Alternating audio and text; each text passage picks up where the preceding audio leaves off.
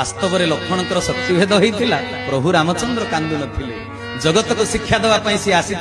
भाई जिते बेले विपद रे पड़िबो भाईर हृदय रे केमिति व्याकुलता सृष्टि होगा कथा केमिति आकुलता सृष्टि होगा कथा केमिति आवेग केमिति संवेग आसीबा कथा। दुर्योधन दुष्ट नुहे दुर्योधन द्वारा भगवान शिक्षा देइचंती जगत को कौन ना पैतृक संपत्ति की भागबंटा नकरी जी एकुटिया खाइबा पई षडयंत्र करे से जेते कलबल कौशल ता पाखरे थिले मध्य 100 भाई भली जनबल बाहुबल थिले मध्य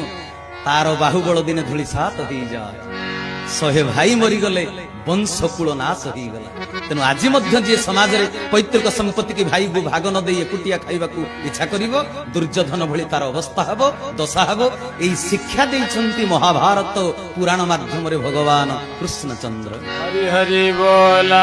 साधु मंडली वास्तव रे भगवान को लीला अभिनय करिबा को आसंती ड्रामाटिकल ट्रुप धरि आसंती ऊपर। तेणु रावण को बध करने से आसी नथिले आपण माने मते प्रश्न पचारि पारंती तबे विपिन बाबू आपण जदि कहउचंती वास्तव रे भगवान रावण कंस भली दुष्कृत को मारिबा को आसंती नाही से आसंती मानविक शिक्षा देबा पई तेबे रावण को बध कले काहे की कंस को बध कले काहे की